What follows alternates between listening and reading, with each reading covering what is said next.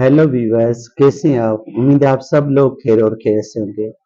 मेरा नाम है डॉक्टर विजय कुमार एस सचदेव और मेरे यूट्यूब चैनल का नाम है expert of disease and it's treatment.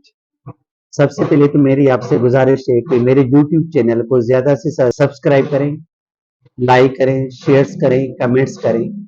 और जहाँ पे भी आपको कोई भी क्वेश्चन या क्वेरी हो, आप मुझसे इनबॉक्स में आके पूछ सकते हैं।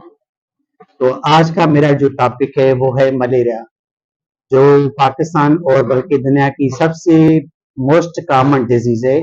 और ये जो it's caused by female malaria parasite की वजह से होती है।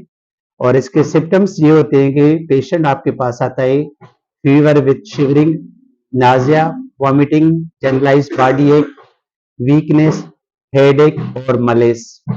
और ये जो फीवर होता है ये ऑफ एंड ऑन सेट होता है, यानी कि कंटिन्यू नहीं रहता, कभी होता है कभी नहीं होता।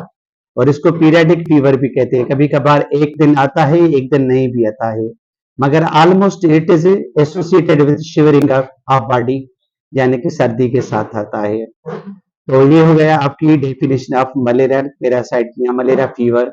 अब आ जाते हैं हम इसके जो टेस्ट की तरफ से। तो टेस्ट आप डायग्नोज कैसे बनाएंगे इसके? तो इसकी जो टेस्ट है सिंपल है, वो है मलेरिया पैरासाइट।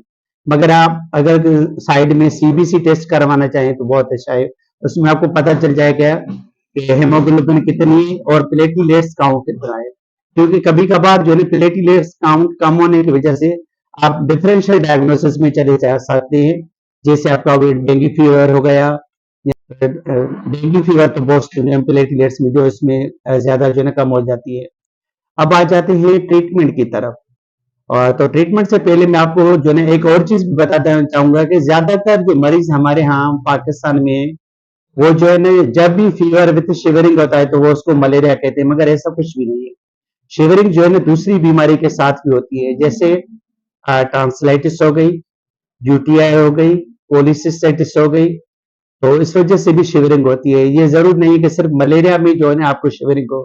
उसके बाद हम आ जाते हैं ट्रीटमेंट की तरफ से। तो ट्रीटमेंट से पहले आपने इसको जो टाइप्स कौन से वो मैं आपको बताऊंगा। इसमें ज्यादा जो सबसे कॉमन पाकिस्तान में है वो है वाइविक्स, मलेरिया वाइविक्स। उसके बाद आता है मलेरिया फर्सीपेरम। उसके बाद आ जाता है ओवेल।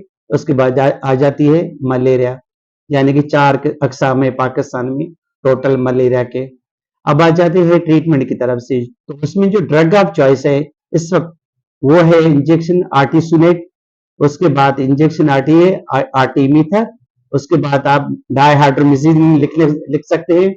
उसके बाद आप आ जाते हैं आर्टीमीथर विथ लोमीफेंट्राइन।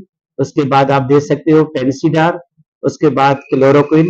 अगर उसके बावजूद भी आपको पेशेंट को जो रिलीफ नहीं मिला और बार बार जो है मलेरिया का अटैक होता है तो आप उसको पिरीमाक्विन टेबलेट ऐड कर सकते हैं। Thanks for watching my movie. God bless you.